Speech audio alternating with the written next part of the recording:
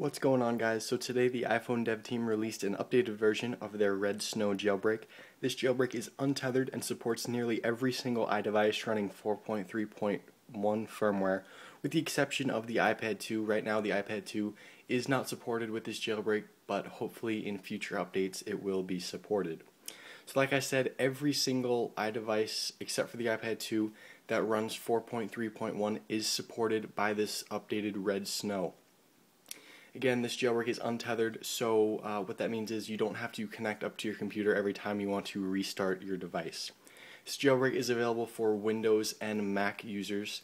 The interface is pretty much identical for both operating systems, so whatever you see on my Mac is what you will see on your Windows. So just follow along with these steps and your device will be jailbroken without any issues on 4.3.1.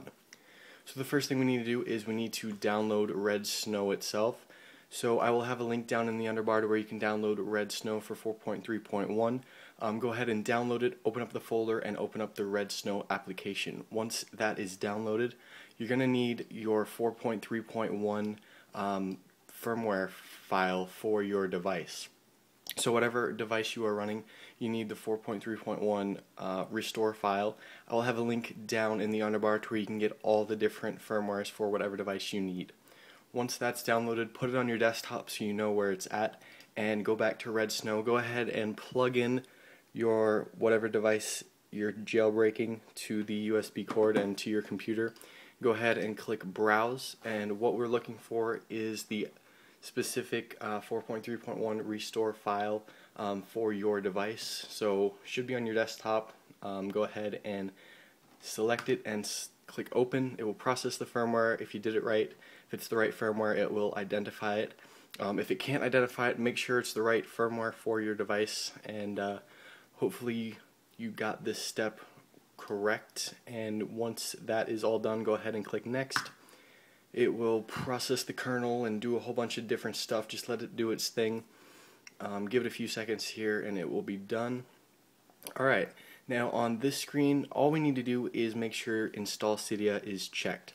All these other different options don't mess with. You don't need them if you're jailbreaking for the first time on 4.3.1, which I assume 99% of you guys are.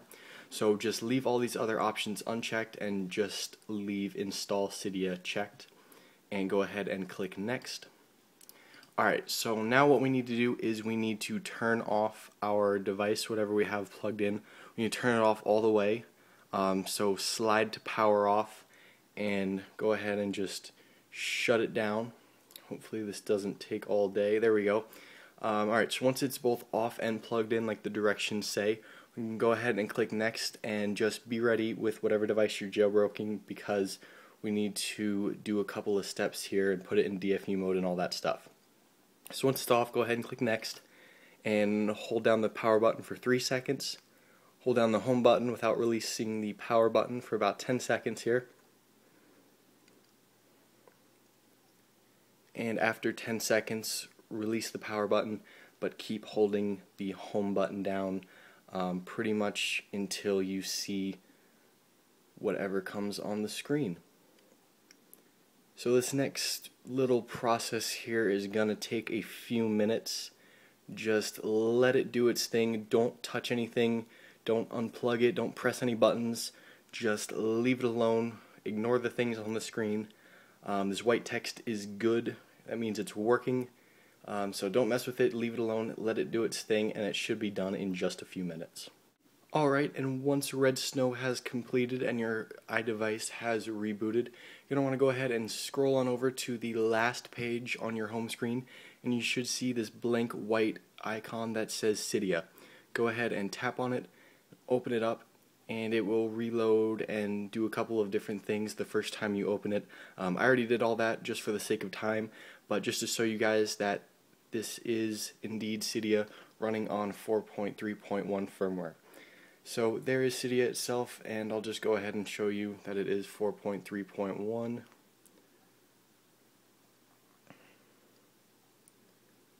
And there you go, 4.3.1 version. So hopefully you guys didn't have any problems. It was a pretty easy jailbreak. If you have any questions or had any problems, go ahead and leave me a message or post a comment on this video and let me know, and I'll do my best to help you out, or the other people that have watched this video can help you out as well. Let us know what device you used to jailbreak and how it went, if it worked or if it didn't. I'm sure the iPhone dev team will be updating this over the next few days as more and more people use it and more sort of little glitches are found. Again, you should check out the iPhone dev team's blog. I'll have it down in the underbar. If you have any questions, definitely check out their site as well. Hopefully you guys enjoy this jailbreak, and I'll see y'all in the next video.